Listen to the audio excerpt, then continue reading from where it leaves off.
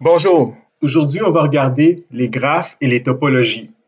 Dans l'exemple qu'on a ici, c'est une caricature du fameux PageRank de Google qui a mené l'entreprise à avoir un engin de recherche qui pouvait classer les sites web à partir du nombre de liens qui pointaient vers ceux-ci. On a déjà étudié le référencement dans le cours théorie et pratique des médias émergents la session dernière. Donc ici, c'est ce qu'on voit. C'est l'application par Google des théories d'analyse structurale de réseau pour être capable de déterminer le PageRank. Je vous encourage à regarder la vidéo sur les graphes. Ce sont des notions que nous avons déjà vues un peu plus tôt dans le cours, mais c'est toujours bon d'avoir un bon rappel sur ces éléments-là.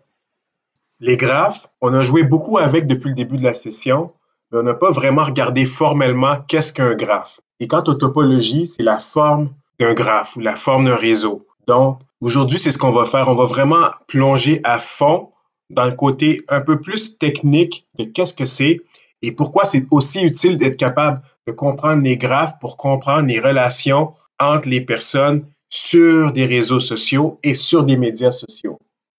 Ici, on va regarder rapidement un exemple du professeur Kim Wheaton de Cornell University aux États-Unis qui a commencé à faire l'analyse de réseau social des étudiants inscrits dans plusieurs cours dans l'Université Cornell pour voir est-ce qu'il y avait des risques de transmission de la COVID-19 entre les étudiants s'ils partagent plusieurs cours ensemble. Donc ici, rapidement, on le voit dans le graphe, en bleu, c'est les garçons, en rose, c'est les filles, en gris, on ne le voit pas tout de suite dans cette diapo ici, mais on va le voir dans le prochain, c'est les cours qu'ils ont en commun.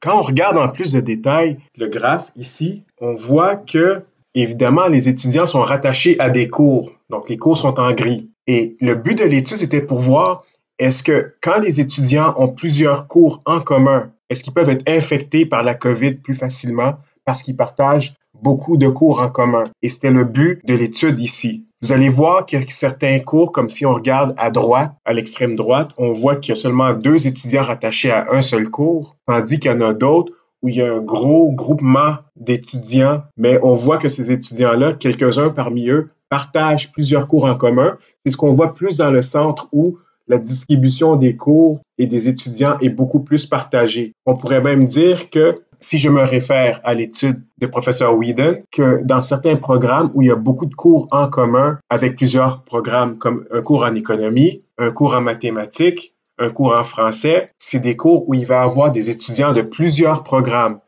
Donc, le risque de propagation de la COVID-19 entre plusieurs étudiants qui partagent des espaces communs est plus grande que si on regarde des étudiants qui ont vraiment certains cours seulement en particulier. On regarde ici encore à droite, on va voir qu'il y a tout le groupement à droite en haut où il y a vraiment des étudiants qui prennent seulement un cours en commun ensemble et vraiment peu d'entre eux partagent des cours différents avec le grand groupe vers la gauche, vers le centre. Professeur Wheaton et son équipe essaient de déterminer si la fermeture de Cornell University était la bonne chose à faire pour empêcher la propagation. Ici, on regarde spécifiquement les cours de philo. Vous allez remarquer aussi qu'on a ce qu'on appelle une topologie de réseau en forme d'étoile. On va regarder ça bientôt, vous allez tout connaître ça, ce sera pas long. Les travaux de professeur Wheaton ont donné lieu à un article qui va être publié très bientôt, s'il est accepté. Donc, c'est assez intéressant de voir ici, si on fait un peu l'analyse du côté méta, de comment votre professeur a utilisé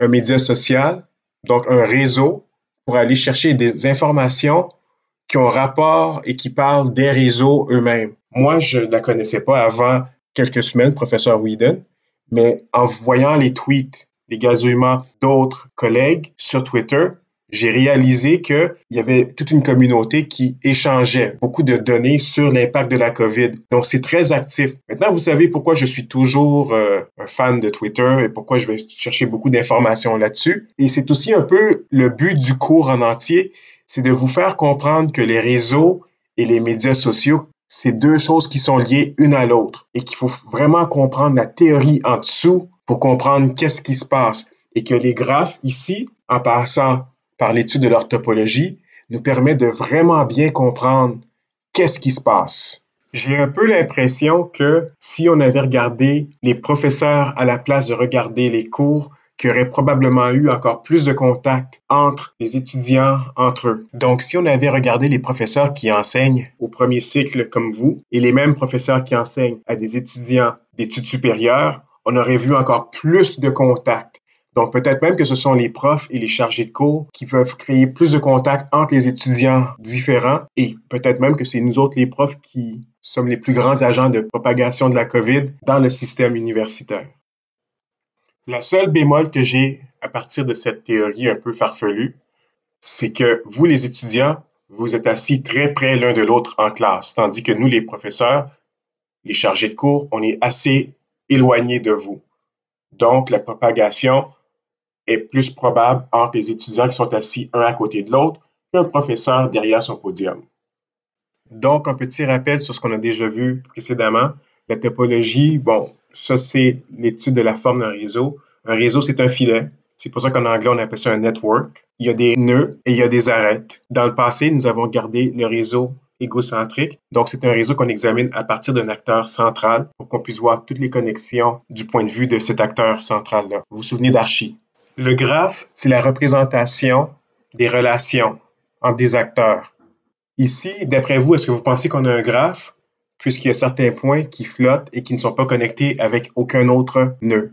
Ben oui, c'est un graphe lui aussi. Donc, dans un graphe, tous les nœuds ne sont pas obligés d'être connectés avec des arêtes. Donc, plusieurs nœuds ont plusieurs liens et certains n'en ont aucun. Mais l'ensemble qu'on voit ici, c'est un seul graphe. Ce ne sont pas deux graphes.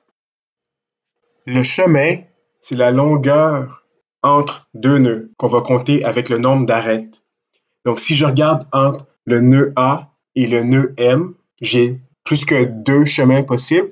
J'en ai illustré deux ici. Le premier, en vert, on a de A à B, on a de B à C, on a de C à D et on a de D à M. Ça nous fait un chemin d'une longueur de 4. Donc, pour être capable d'avoir un lien entre mes deux nœuds, entre mes deux acteurs, si j'avais des personnes sur Twitter, peut-être qu'entre moi et professeur Whedon, peut-être qu'il y avait 4 longueurs et qu'avec ces 4 longueurs-là, j'ai été capable de voir son message qui a été retweeté par quelqu'un d'autre dans mon réseau sur Twitter.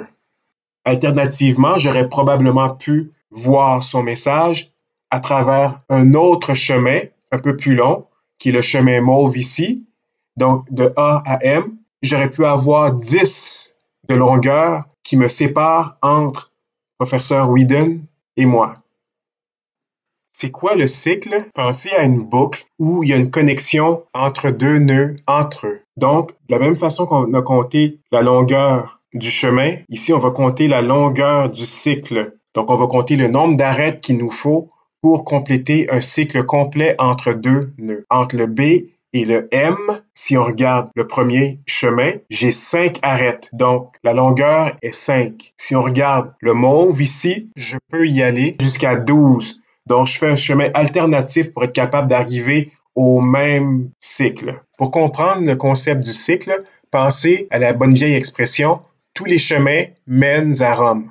Donc, pour faire connaissance avec professeur Whedon, j'aurais pu passer par un collègue à l'UQAC, mais dans mon cas ici, j'ai passé par un collègue sur Twitter. Donc, j'ai eu un autre chemin, un autre cycle qui me connectait, moi, avec professeur Whedon, et en même temps qui connecte le professeur Whedon avec moi, parce que c'est un cycle.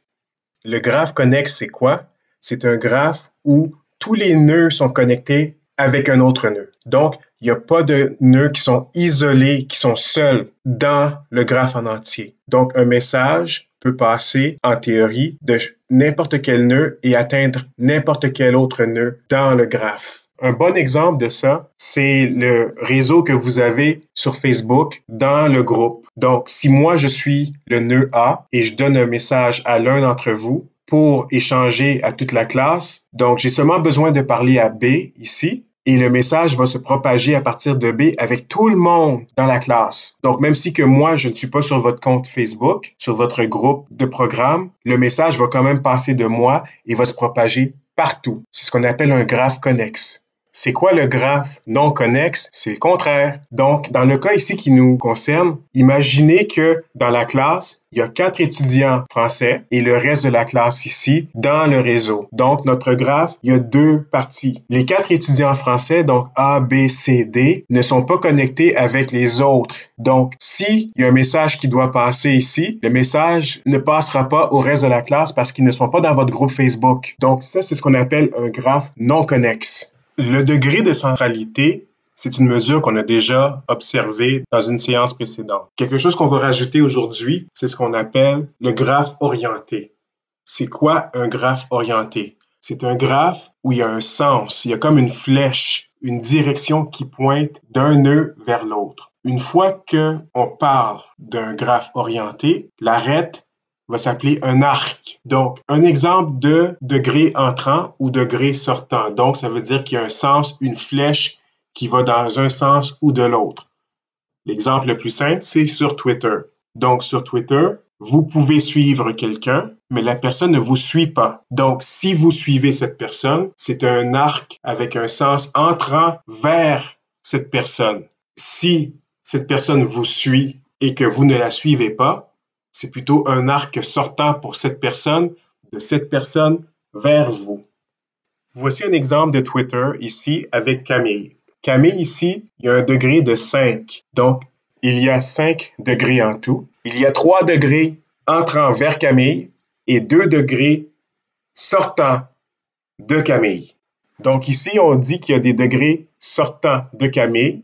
Il y en a 2 parce qu'elle suit Johan et Manon. Il y a des degrés entrants vers Camille parce qu'il y a Dimitri, Joseph et Luc qui suivent Camille. Les flèches vont pointer vers Camille ou vers les gens que Camille suit. Donc, les flèches sortantes pointent vers Johan et Manon. Les flèches entrantes pointent vers Camille. Comment on représente ça ici? On a le D pour degré et le V représente l'ensemble des nœuds. Donc, on a D5 en tout, donc un degré de 5. Le D+, ça veut dire les degrés sortants. Donc, Camille, elle suit Johan et elle suit Manon. Le D-, ça veut dire les degrés entrants.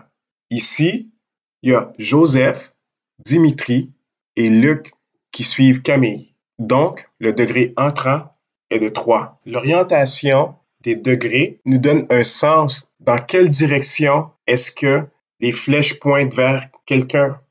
Ici, vous avez remarqué que j'ai mis en vert les degrés sortants de Camille. Donc, qui est-ce que Camille suit, c'est en vert, et qui est-ce qui suit Camille en bleu. J'ai fait la même chose pour Johan aussi. On va regarder Johan maintenant. Avant de commencer, es-tu capable de déterminer le degré sortant et le degré entrant de Johan? Mets la vidéo en pause et essaie de répondre au problème avant de passer à la réponse après.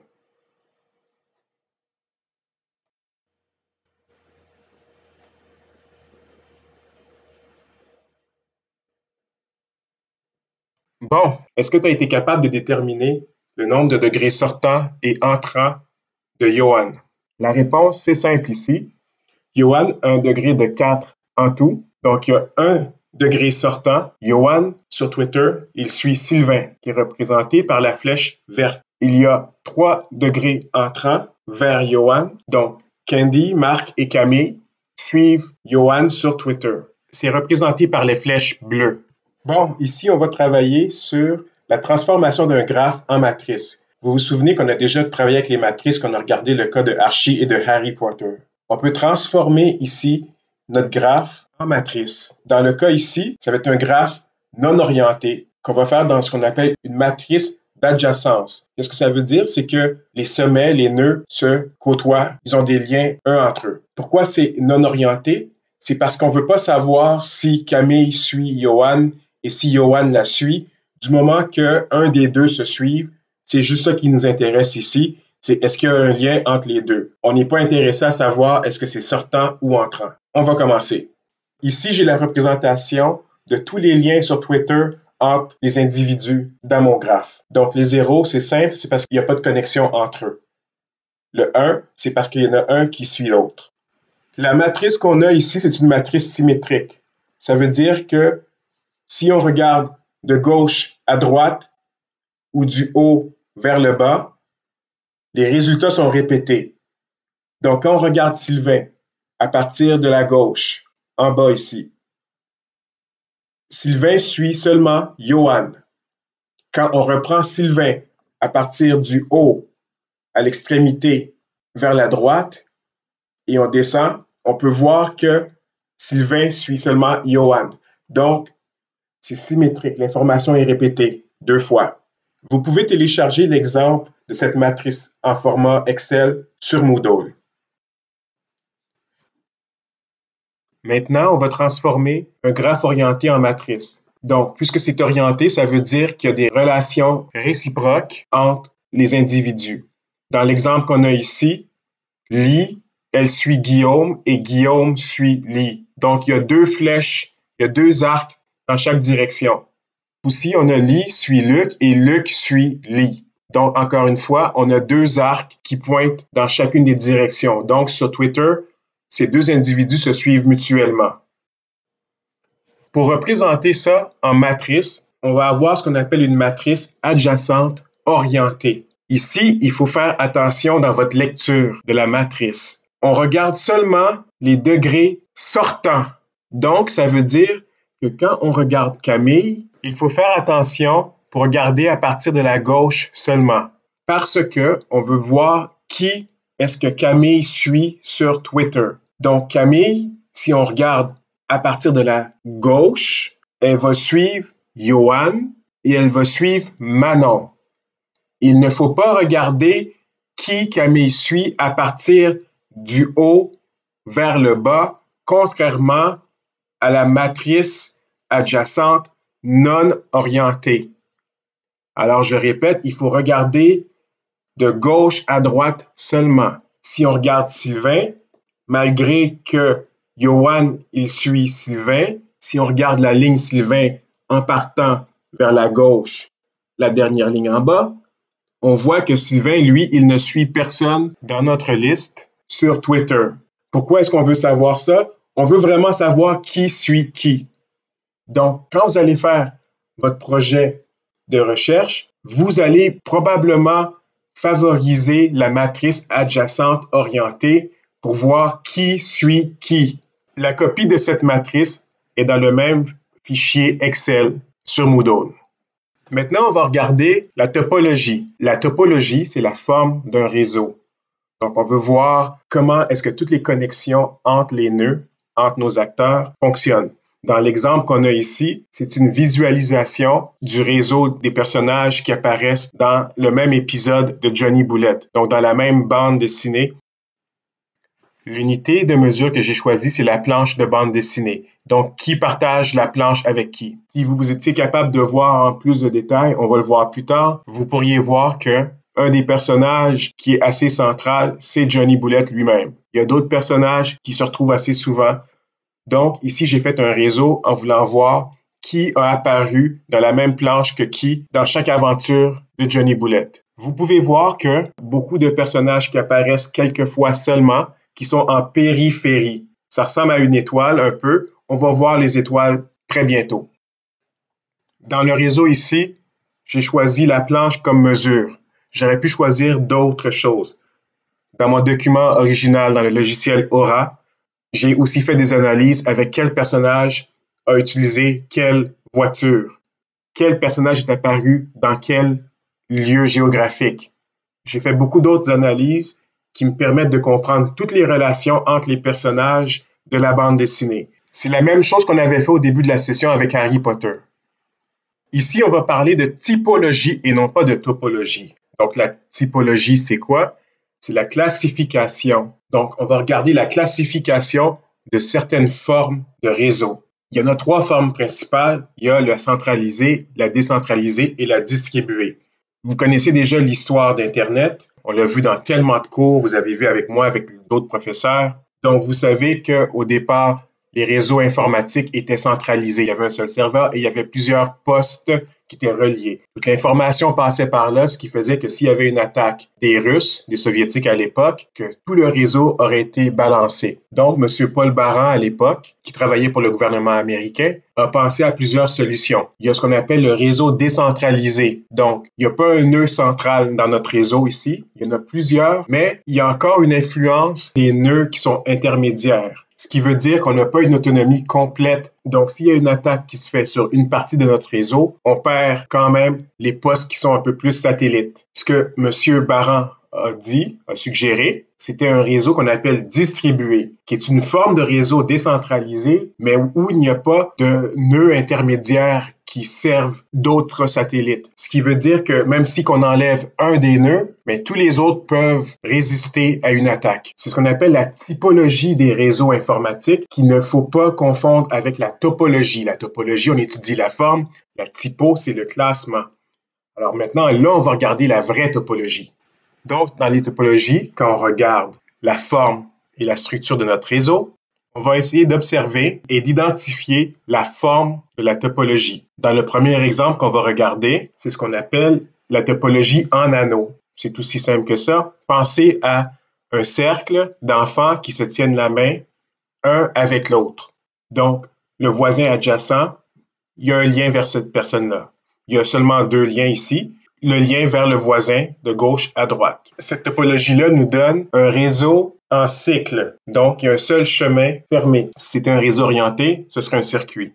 La deuxième topologie qu'on va regarder, c'est ce qu'on appelle la topologie en forme de lattice. On la connaît déjà, celle-là, parce qu'on l'a vue dans le film 6 degrés avec Will Smith. Si on voulait expliquer comment est-ce que tous les gens que M. Smith a touchés, on pourrait dire que tous les gens dans le film étaient tous reliés un à l'autre, assez proches l'un de l'autre, et qu'évidemment, M. Smith, lui, il serait à quelque part peut-être en dehors un peu de tout ça, et relié à tous ces gens-là d'une certaine façon, au moins les parents.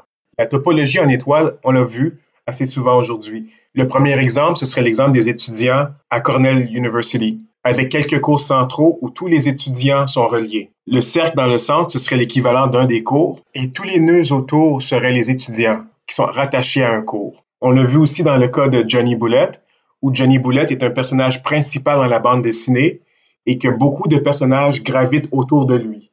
La forme en étoile, c'est aussi la même forme que la typologie du réseau centralisé.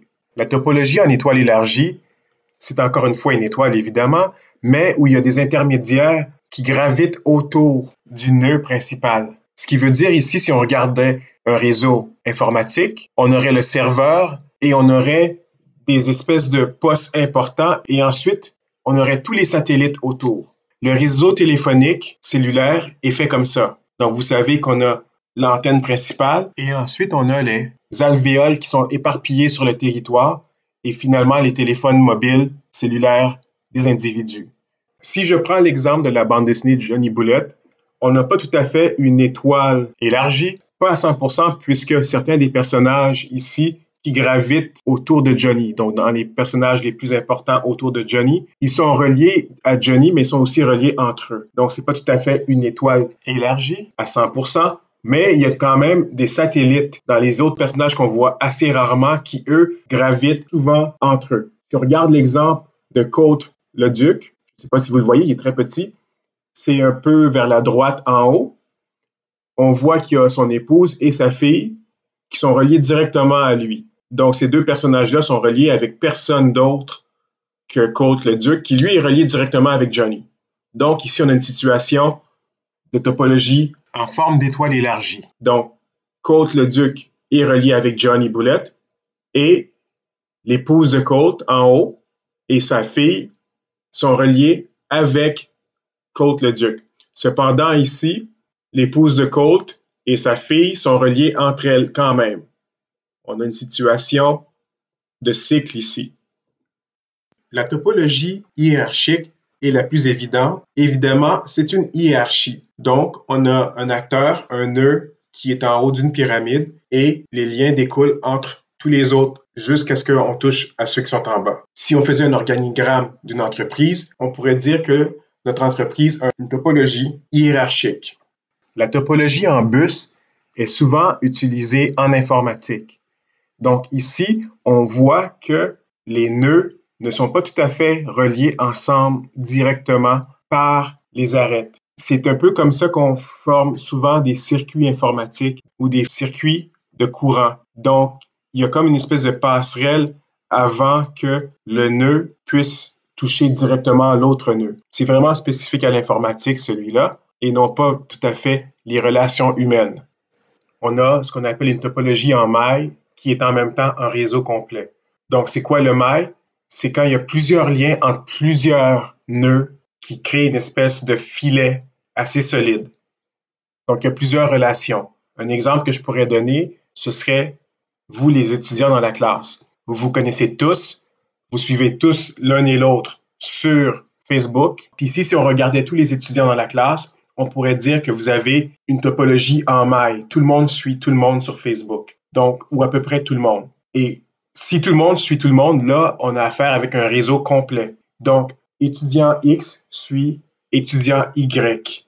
Tout le monde se suit dans ce réseau-là, dans le groupe que vous avez sur Facebook. Il n'y a personne qui est exclu. Donc, on aurait un réseau complet. En maille, c'est à peu près complet, mais c'est pas tout à fait tout. En maille, ça veut dire qu'il y a plusieurs liens entre plusieurs nœuds, mais le réseau complet, lui, nous dit que tout le monde suit tout le monde. Donc, il n'y a pas de nœud isolé à l'extérieur.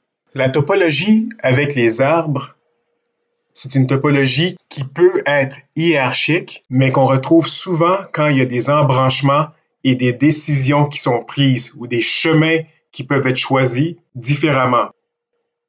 Pour se référer à ce qu'on a vu au début du cours, on peut dire ici qu'un arbre a une topologie connexe, mais sans cycle. Donc, n'importe quel point, n'importe quel nœud, donc n'importe quel nœud dans mon réseau peut toucher à un autre nœud. Sauf qu'il n'y a pas de cycle, il n'y a pas de boucle que je puisse faire avec un arbre. Si je regarde comment une décision a été prise, avec un arbre, c'est possible parce que je peux remonter à la source et voir l'origine. Avec un cycle, puisque c'est une boucle, ben, il n'y a pas de début et il n'y a pas de fin, puisque c'est toujours un cycle qui continue. Si je veux examiner la généalogie d'une espèce animale ou de quelqu'un, un individu dans une famille, je peux toujours remonter à la source pour voir quel choix, quelle décision, quel individu était à l'origine. Mais dans une boucle, je ne peux pas faire ça. Donc, un arbre, ça nous donne une topologie où il y a une connexivité entre mes nœuds, mais il n'y a pas de boucle.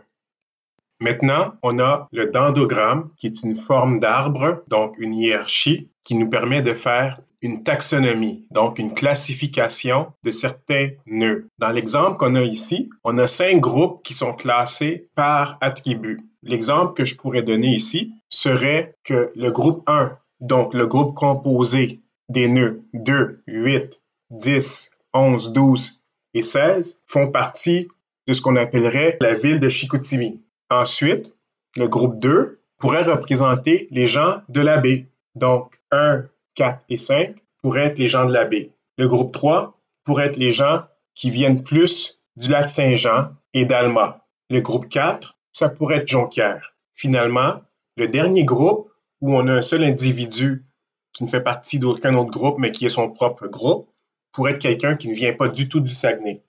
Donc, quand je regarde le groupe 1, il y a des sous-groupes à l'intérieur. Donc, on pourrait dire que 12 et 2 habitent probablement sur la même rue à Chicoutimi, tandis que 8 vient probablement de Chicoutimi-Nord. Donc, vous voyez comment on peut faire des sous-groupes à l'intérieur de ça.